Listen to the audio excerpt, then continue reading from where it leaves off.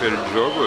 37-23 plus 14, ça aurait pu être un peu plus, mais on a montré qu'on était bien au-dessus et puis on a développé des belles phases, on s'est adapté quand elles ont fait double, strict, c'était bien. Satisfait, tout le monde marque, voilà. Ça a manqué de trajectoire un peu, tu disais? Bah, au départ, on est médiocre au shoot, il n'y a pas une gardienne sensationnelle en face et puis on va chercher des millimètres, on fait 7-8 poteaux en première mi-temps, c'est quand même beaucoup, quoi. Après, on a quand même mis 37 buts, donc ça veut dire qu'on court, puis on a trouvé quand même pas mal de solutions.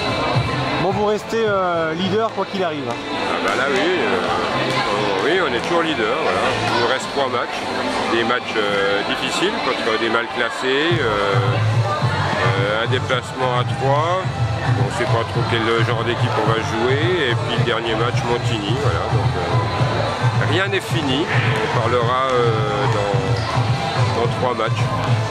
Bon, vous êtes quand même sur une voie royale vers l'accession, parce que si vous gagnez vos matchs, l'affrontement contre Montigny servira à rien, même si vous le perdez, vous le montrez, hein, vous le savez bien. Hein.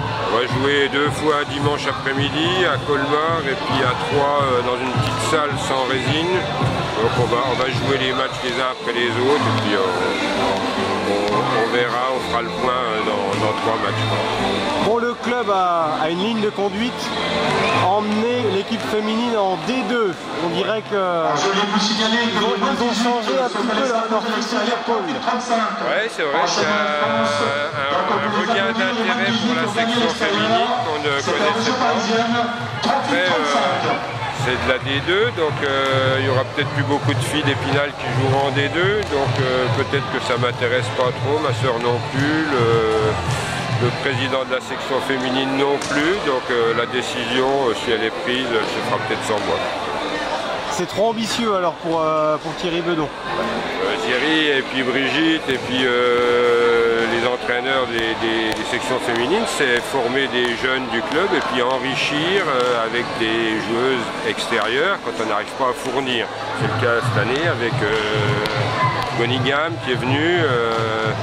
Estelle, donc 2-3 filles en plus. Après la D2 c'est un niveau, c'est pas notre niveau quoi. Ouais, c'est un autre monde et puis il faut des moyens colossaux, c'est ça quoi. Il faut des moyens, puis il faut surtout des super joueuses quoi.